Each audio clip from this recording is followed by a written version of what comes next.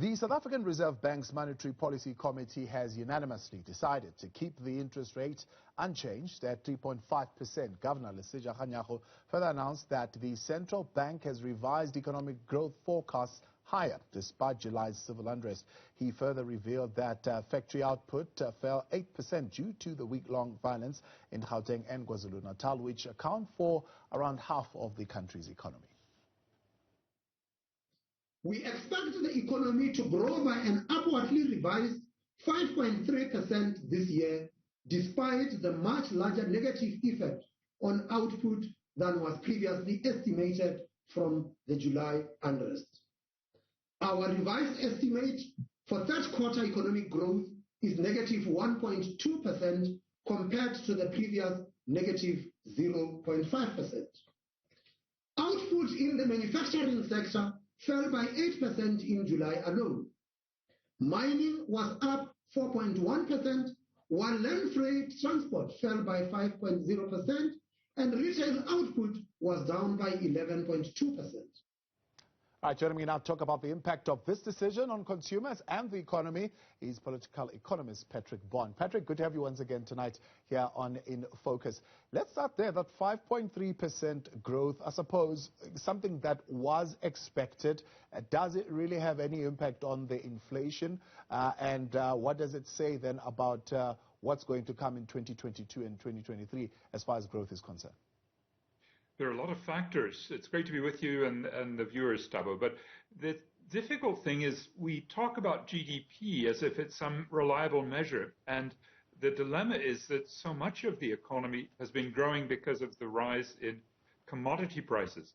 But you see, that only measures the inflow of money when we sell our minerals. Now, the big ones, iron ore, coal, platinum, gold has been a little bit more flat, but they really have carried the economy this year.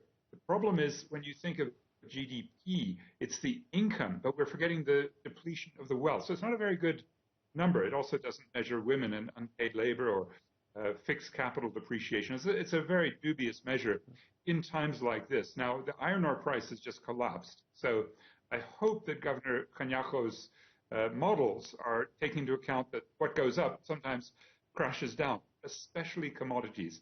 Now, the other prices that, luckily with a strong currency, we haven't imported inflation too much, basically got a steady currency.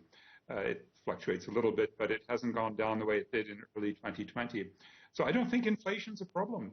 They've been pumping money into the economy through the fiscus. We've got a much larger than normal public debt, but it hasn't really created inflation, and so there's no justification, as Governor Kganyago well acknowledged, to raise interest rates to keep inflation lower. So that's not a problem. It's sitting in that midpoint, 4.5% or so, which is where they would like it to sit.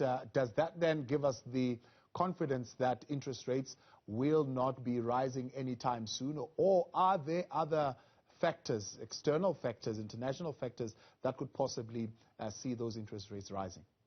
Well, of course, we've always got to deal with global financial chaos, and the current source of it is a huge Chinese real estate development company, and we're a little bit exposed. Another source of chaos for us locally, that by the way, that real estate company and much of the property industry in China is excessively speculative, so it's now going through a debt workout. It might be quite painful.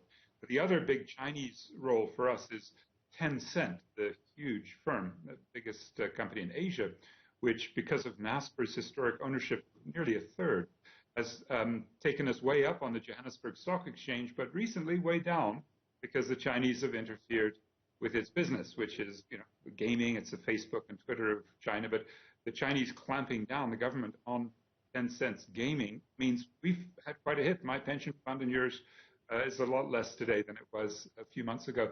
So the global financial situation is very dubious. We're very much exposed. And that's why I think if you look at, although it's a 3.5% interest rate here, it's been kept what they call the repo rate. It's not the repossession man. It's the repurchase agreement that they have between banks, and Reserve Bank lends money to banks, and that's 3.5%. Of course, the banks charge another 3.5% on top of that for prime customers, and then for the rest of us, we pay much higher.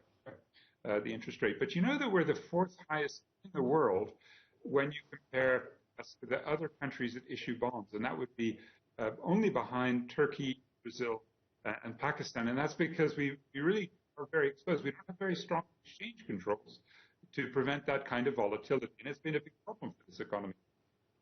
And what does this notion now that households are beginning to improve in their spend actually tell us about the recovery?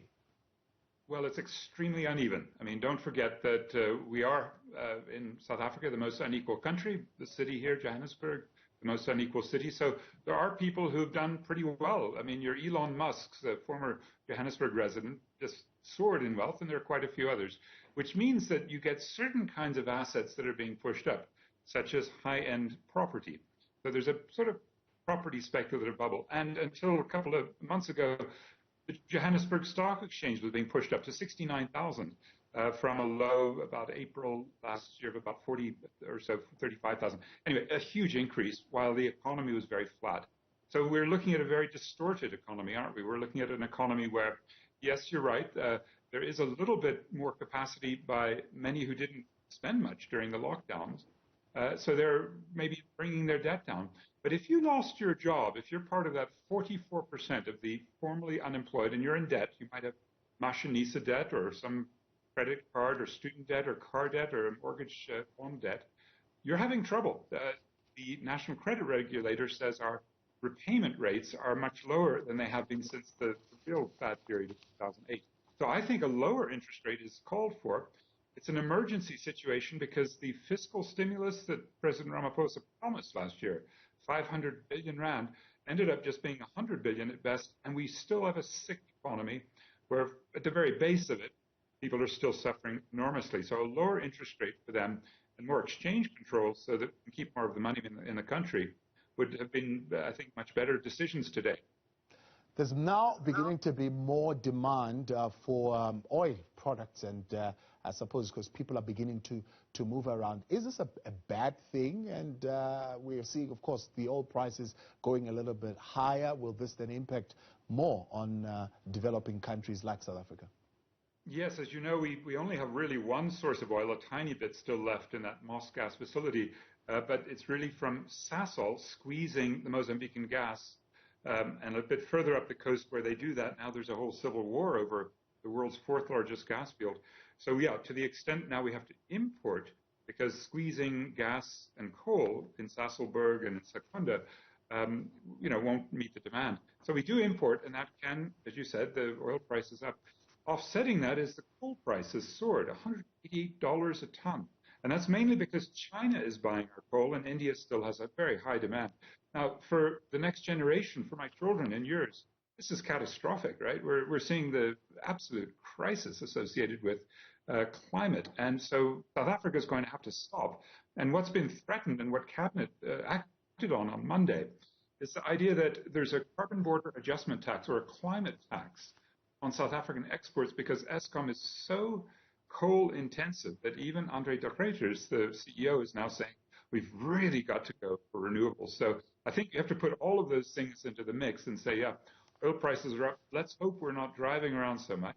Let's hope we're not using diesel imported for Eskom generators. And let's see if we can get to zero carbon. There are protests all over Gwede Mantashe's offices across South Africa by activists in 350.org and the Climate Justice Coalition, Extinction Rebellion yesterday, and we need to pay more attention to those because I think those activists are dead right.